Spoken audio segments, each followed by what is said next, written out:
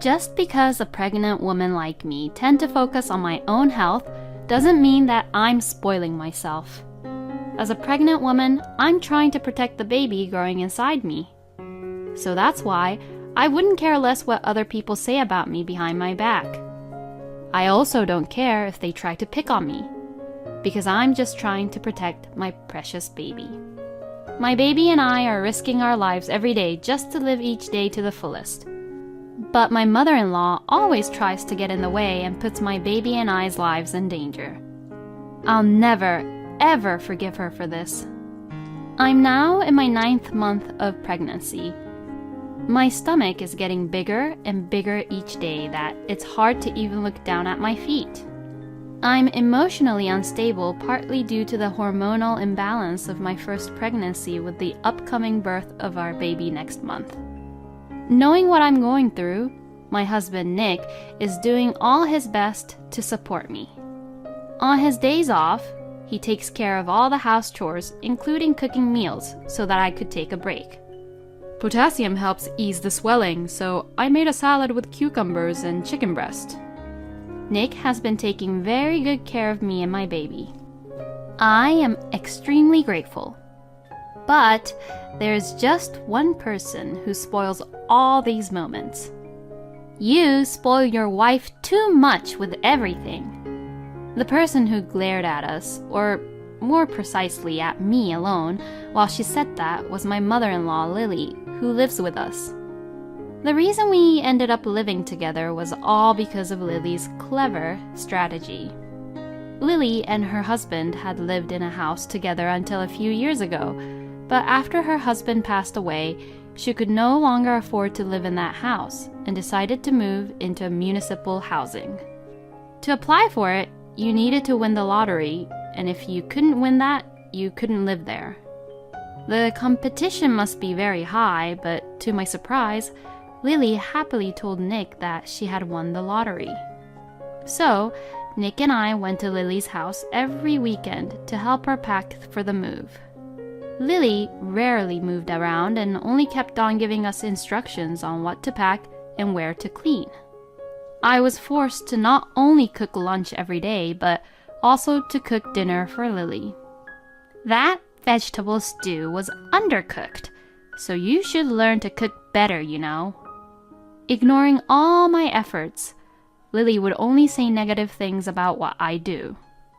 Thanks to her, I'm always bothered by the issue I have with Lily, even though Nick and I haven't been even married for that long.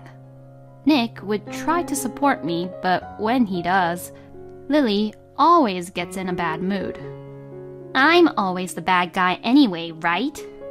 She sulks just like a child. I felt sorry for Nick, who was always caught in between Lily and I, so every time I would apologize to Lily so she would feel better. So like that, our days of helping Lily had continued. But on the day of the move, a huge amount of her belongings were brought into our house. Huh? Why are they all here? While Nick and I were confused at what was happening, Lily arrived at our house in a taxi.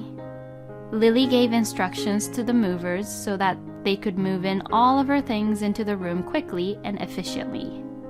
Nick calls out to her, "What is going on?" Well, you can see what's happening, right? I'm moving in. We ended up finding out that Lily didn't even apply for the municipal housing lottery.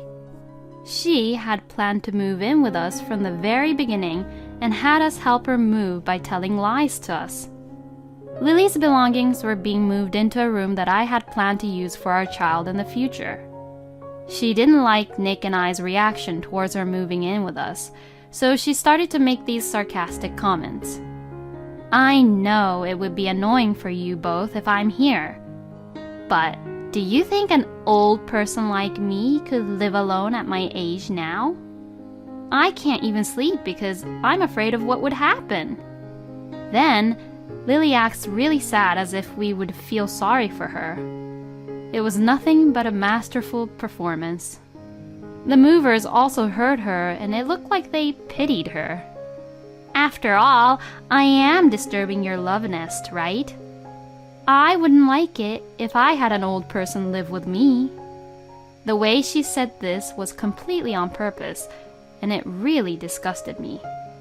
Oh, that's not true, so don't say that. Nick was tricked by his own mother's tears. Well then, please take care of me well. Thank you.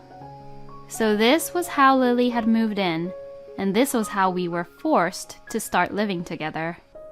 The nearest municipal housing was already full, so Nick looked for an apartment for Lily, but she wouldn't budge. I don't want to live there unless the apartment's less than 5 years old. Since my only income is pension, I also can't afford the rent. If you can pay me, then I'll consider it. Lily saying things like that in a selfish way had continued, so she continued to live with us. In the meantime, Lily became more and more involved in our private life, and a year passed since she moved in with us. As Lily's daughter-in-law, I couldn't really complain, and eventually it became normal for Nick that Lily was at our home. Since Lily was always at home, it was difficult for me to find a place where I could relax. Not long after that, I found out that I was pregnant. Both Nick and Lily was very happy about it. Lily, who had always treated me so harshly, supported me a lot for the sake of her unborn grandchild. But when she found out that our baby was a girl, her attitude changed drastically. Why isn't the baby a boy? You really are a useless wife. She began to pick on me again. Even when I was dizzy with anemia or lying down since my stomach hurt, she would wake me up without even caring about my health and forced me to do all the house chores. Nick was the only person who can stand between Lily and I. But lately, he has been very busy at work, working overtime and coming home after 10 p.m. Knowing that he's also physically tired, I didn't want him to have to worry about the issues back at home, so I just tried to bear with the situation. I decided to be patient until the birth of my child, but there was a limit to my patience too. It was way better than not taking any action. That's what I thought to myself. One day, Lily's old friend came to visit. She's coming around our town to attend her relative's wedding. So please make sure to take care of her and entertain her well when she comes. She was coming to our house tomorrow. Lily's abruptness is nothing new, so I wasn't really surprised about it. Tomorrow, I can just get some takeout for them. As for the cleaning, Nick did his best to make the living room sparkling clean.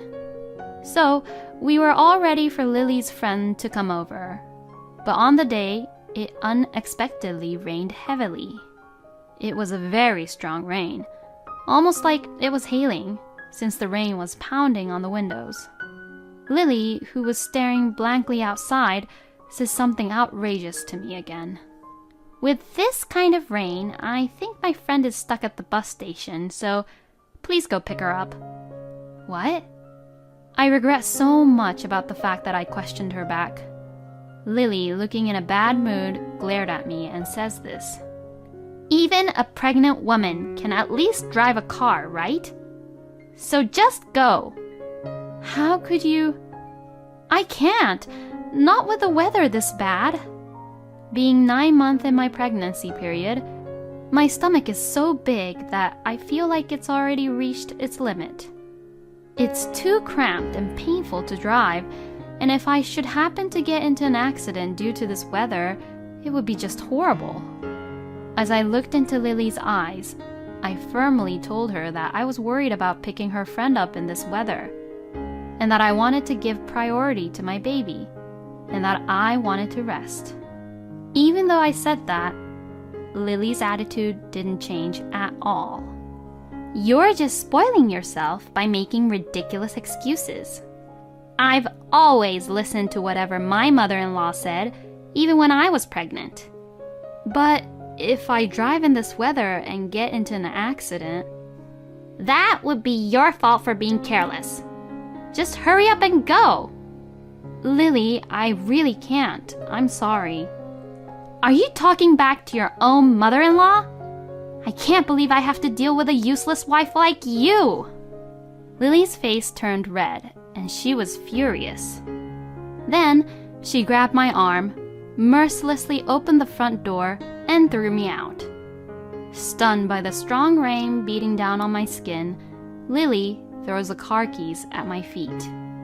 Hurry the hell up and just go! While we're arguing like this, my friend is waiting at the bus station, you know? I pleaded to Lily desperately, thinking for the baby in my stomach. There is a different way for your friend to get here, like by a taxi. Just go! Lily tried to close the door, and I, desperate to stop her, fought with her at the front door. I was completely soaked from the rain. Lily stubbornly refused to let me in, despite the fact that a pregnant woman wasn't allowed to get cold. And at that moment, someone put his hand on the door behind me. What are you doing? Mom, hurry up and let her in. Nick had come home early. He had come home on time without doing any overtime due to the bad weather. Nick frowned at the situation. I was finally able to enter the house, and Nick immediately wiped my cold body with a towel. Seeing this, Lily was in a completely bad mood. Why do you always take her side? I am your mother. You're terrible. You're the one who's terrible, Mom. You're out of your mind letting a pregnant woman out in this heavy rain. What the hell is wrong with you? Lily was all teary-eyed as Nick raised his voice, which was pretty rare. I didn't do anything wrong. I just told her to pick up my friend with a car. Nick sighed loudly as Lily began to cry in an exaggerated manner. Nick, thinking that talking to Lily won't solve anything, asked me what had happened. I told him everything Lily had done and said to me. Then, Lily, who should have been crying, immediately argued back at what I had explained to Nick. She's lying. She wants to get rid of me and she's just trying to make me look bad. She screamed hysterically and interrupted me to prevent me from speaking any further. Nick tried his best to calm Lily down, but the situation didn't change at all. Instead, it got worse and worse. You are just being brainwashed by her. You used to be a kind and gentle boy who cared for your mother. Just when both Nick and I were completely overwhelmed by Lily's words, the doorbell rang at just the right moment. When we opened the door, Lily's friend, Pauline, was there. Apparently, she had taken a taxi and had arrived safely.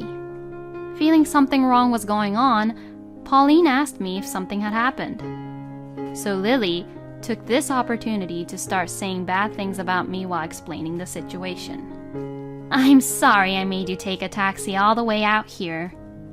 I was going to ask Nick's wife to pick you up, but she wouldn't because she's pregnant. Really, most of the young wives nowadays are too spoiled. Lily says this so that her friend would agree with her, but her response was surprising. You tried to get Nick's pregnant wife to pick me up in the middle of a storm like this? How unbelievable! That's called abuse! Lily's smile stiffened at Pauline's straightforward comment. Instead of defending her own friend, Pauline raises her tone and began to criticize Lily even more. Lily, your arrogant attitude toward those who are weaker than you and your attitude toward those who are superior to you haven't changed at all. In fact, you've gotten worse, Lily. Hearing Pauline criticize her like this, Lily began to get upset. And the reason you went all through the trouble of inviting me to come over this time was just to show off your happy self living with your son and his wife, wasn't it? I can see right through you, you know. That's not true. I knew that a person like you would never be able to live together with Nick's wife happily, but I never thought that you would be that horrible to her. Pauline really didn't hold back and kept on going on. To be honest, I was surprised to see Lily unable to argue back to Pauline at all. She looked at me, Nick, and Pauline awkwardly. Perhaps trying to get out of it somehow, Lily began to point at me and say this. I wouldn't have tried to force her to pick you up if she had been nicer to me. And yet, she's always against me. I have all the right reasons to get angry at her. The only time I have ever went against her was just now. But Lily's attitude, where she was showing off that she was not in the wrong, was making me more and more angry. Above all, I couldn't forgive her for putting my baby in danger, so I finally decided to take action. I recorded every abusive comments you have ever made about me. I quickly put my own phone in front of everyone. I had actually been recording as evidence every time Lily had accused me of being a crappy wife right from the beginning when we first started living together. No matter how much Lily and I had a bad relationship, she was still Nick's only mother. I didn't really want to do anything that would expose the true nature of such an important person. But if she goes this far, I couldn't keep being silent either. I started to play the recording of the exchange that we just had in the rain at a very loud volume. Then gradually, Lily's face turned pale. Pauline sighed as she listened, and it seemed like she knew this had happened. And Nick had an angry look on his face. Mom, this is too much. How could you do this to my precious wife? Nick seemed to be seriously offended, and his voice got really low, filled with anger. The evidence of Lily bullying me got exposed, and Lily flopped down on the spot without making any lame excuses like she would before. After checking on Lily, Pauline quickly got into the taxi which was waiting by the front door. I rushed over to her and thanked her. Thank you very much for what you said back there. Oh, it's okay. I also feel much better now that I've gotten rid of the grudge I had towards her for a very long time. She's always had a bad personality, you know. But Nick seems to have grown up properly, which is a relief. I hope everything goes well with you and your baby. At the front door, I saw Lily slumped over and Nick looking down at her. Which do you prefer? Living in a nursing home or living alone in an apartment? Nick seemed to have completely given up on Lily after this incident, and was forcing her to make the ultimate choice between the two in order to stop living with her. I am so sorry. I will do everything with my power to make this right. So please don't abandon me. Despite Lily's pleas, Nick didn't budge at all. He made sure for Lily to decide it by tomorrow and went into the back of the room. I didn't speak to Lily either and quickly began to prepare dinner. When it was time for dinner, Lily still didn't move from where she was. Actually, Pauline came to Nick and I's wedding. It was Pauline who came to our table and secretly whispered to me that she cared about me, as I would have a hard time with Lily, and that she told me that I could consult with her if anything happened to me. Remembering what Pauline had said, I called her and asked her to come over and check on how Lily would abuse me. Pauline gladly accepted my request, and that was how she had come over to our house. Lily refuses to live alone or be in a nursing home. So, Nick just decided to move her into a nursing home. Fortunately, Lily had enough money from her husband's inheritance and savings, so there weren't any money issues. And I had cut off ties from Lily. Lily would send me monthly letters of apology, but I never responded back. I never responded because on the letter, her apology was only one sentence, and the rest of the letter was full of complaints about the nursing home where she lived in. I feel as if someone was always watching me. I would have preferred to live alone. I am not that old yet. Even though she complains like this, it's not like I'll do anything about it for her. Nick also refused to receive the letter from Lily, and since then, she had stopped contacting Nick. In no time, I gave birth to a healthy baby girl on the due date. We are now doing our best to raise our child in our home without Lily. This is what happiness as a couple is all about. Every day I exchange smiles with my husband. I hope the three of us can continue to live together in peace.